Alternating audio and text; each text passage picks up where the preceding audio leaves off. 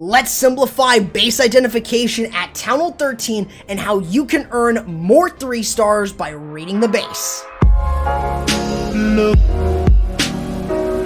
What's good, my friends? My name's Corrupt. You guys have been asking for Town Hall 13 base identification, so let's start off with the Hydra bat attack. In order to identify for this, you want to look at splash buildings and how they're placed.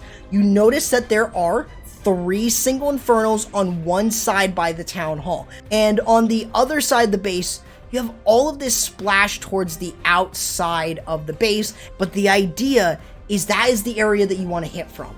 That's how you want to view it.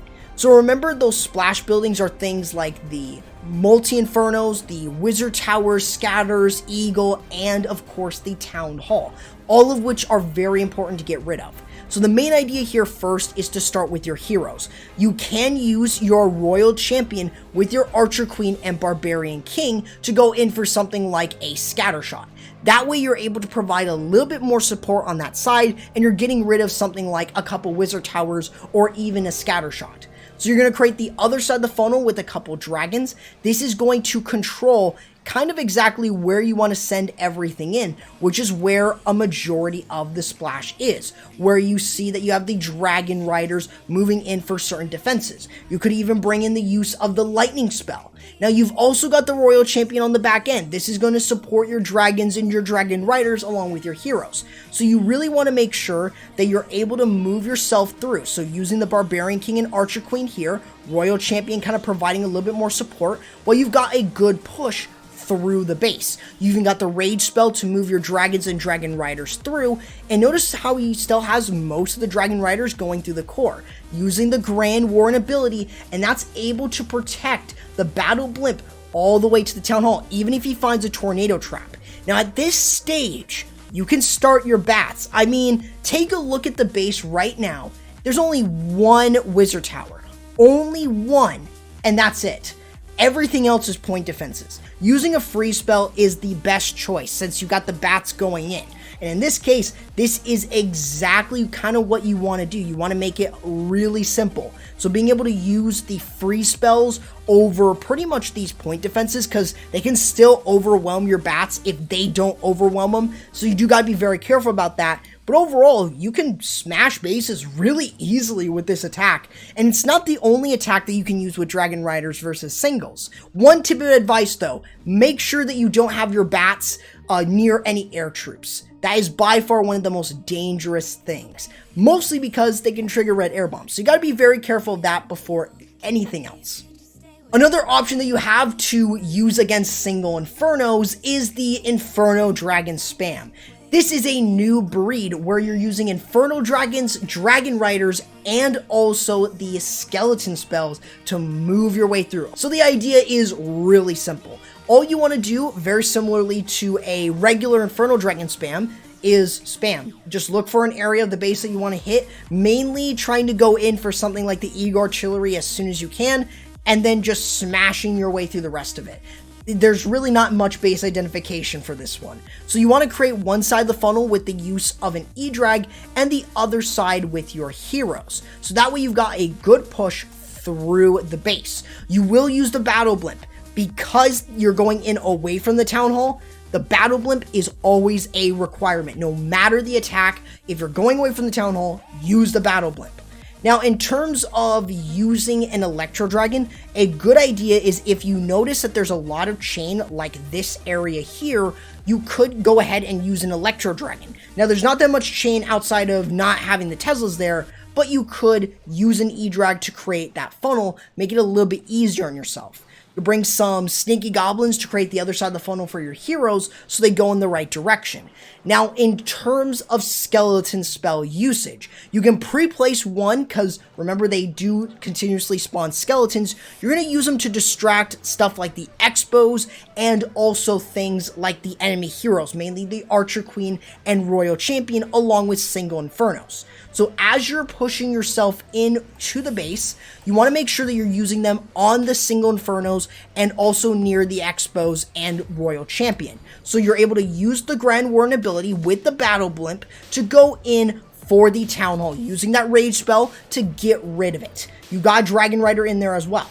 Now you're using free spells against stuff like maybe the enemy royal champion, queen, air defenses, you name it, but you've got the skeleton spells and you're going to use that on the back end side of the base. You can use it to distract some of the beams or the scatter shot, single inferno, and really you name it. Pretty much you're just spamming everything in while trying to have as much distraction for different parts. Mainly at the beginning your dragon riders and your dragon or your infernal dragons, and then later on your royal champion. So just make sure to avoid the fail by not putting your free spells on the air defenses or even some of the enemy heroes, or else you might actually get a fail that way. So just be very careful about that because it's all about spell timing, but this is a fantastic attack that you can use regardless of the base. You can absolutely smash through it with the use of the Dragon Riders and the Inferno Dragons. Now moving away from the air attacks with the Dragon Riders, let's go down to something a little bit more to our level with the ground attacks, mainly Super Witch Smash. The idea is, in terms of identifying, similar to any smash attack, you want to go from one side of the base all the way to the other with 2 jump spells. So the attacker here in this case saw that he could take advantage of the holes in the base. Taking advantage of that allows you to then not use a super wall breaker or a jump spell, and you could allow yourself to get in and use the other 2 jump spells to get all the way across. Another thing that you notice is that there are 3 multi-infernos. So this is a great choice to go ahead and use the smash attack. Now another thing that you could bring to speed up your Grand Warden walk in this case is of course going to be the use of lightning spells. This is great if you want to get rid of a multi-inferno or a scatter shot.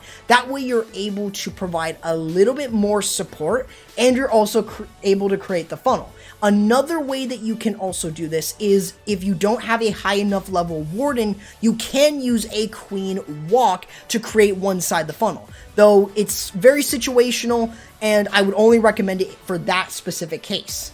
Other than that, you're creating one side of the funnel with the Grand Warden, the other side with the Siege Barrack and the Barbarian King, and that way you're able to send in your Super Witches. You've got a good lane to move them through. Now in this case, you don't have the Barbarian King. He loses the Barbarian King fairly early, dealing with all of these headhunters, but as you're able to start moving your way through, you may even have some of the Hog Riders sacrifice themselves for the Town Hall. So it is kind of funny to see. So as you can notice from here, he's got a good push into the base. Going in for the Eagle is really important, and getting this Town Hall, securing it with just Hog Riders is a good option. Even though the Hog Riders will die, it's something funny that you kind of see. You don't see that every day. But the idea is to try and move yourself across. Use that Grand Warden ability early, or at least in the core, to protect your Super Witches. As you're able to start working your way across, dealing with the Eagle Artillery, that's another really important thing.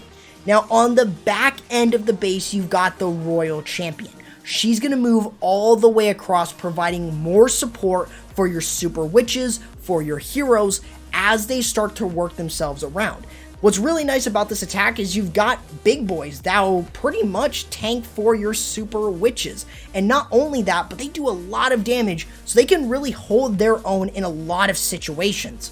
The idea though is just to move through the base. Sometimes your queen may play wall breaker, but you're able to start moving your way across. You could use a battle blimp on the town hall or another area to create the funnel. You can use a Yeti bomb in that case, or even just to snipe the town hall, so you're able to get that 2-star, or at least get that star from the town hall, so you're able to get that 3-star. Just there's a lot of things that you do need to be very careful about, especially time. So one of the biggest things is to not do a Warden walk too long, or even a Queen walk too long, and make sure that you bring the lightning if you're kind of struggling with that. But other than that, you should be able to get the triple with this very simple smash attack. Now, of course, we always want to talk about the Queen Charge Hybrid attack.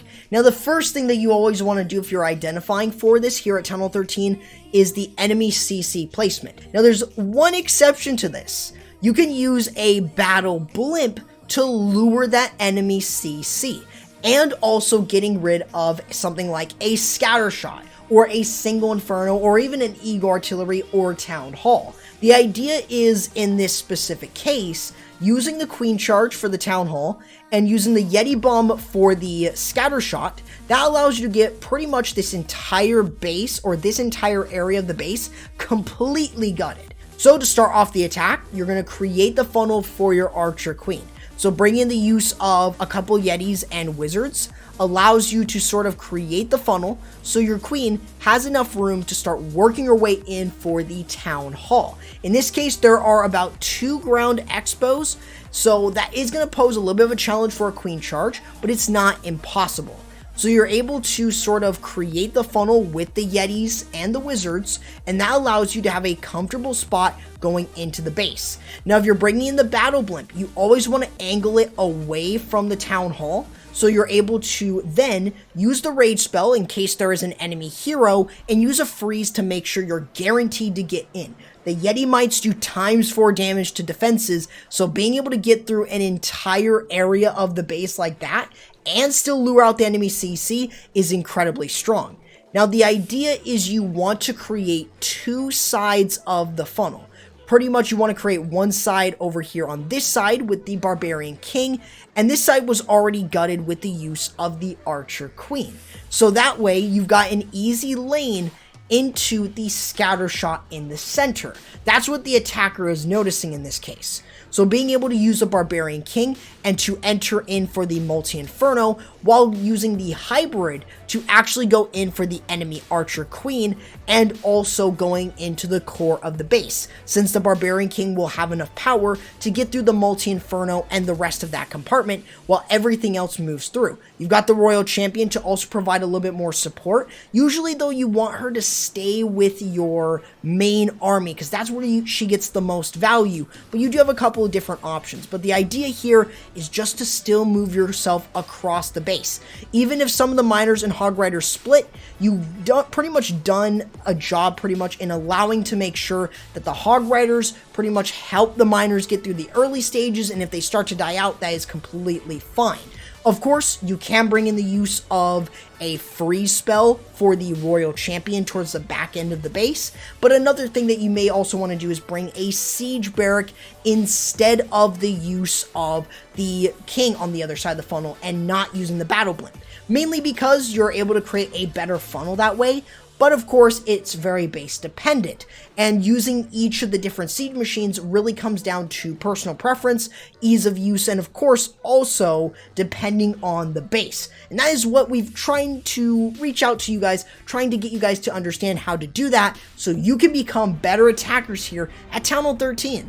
Let me know what you think about this base identification guide, and let me know if you want to see more of these type of videos with different attack strategies. Also, make sure to subscribe and ring the bell, and I'll catch you in the next video. Corrupt, signing out.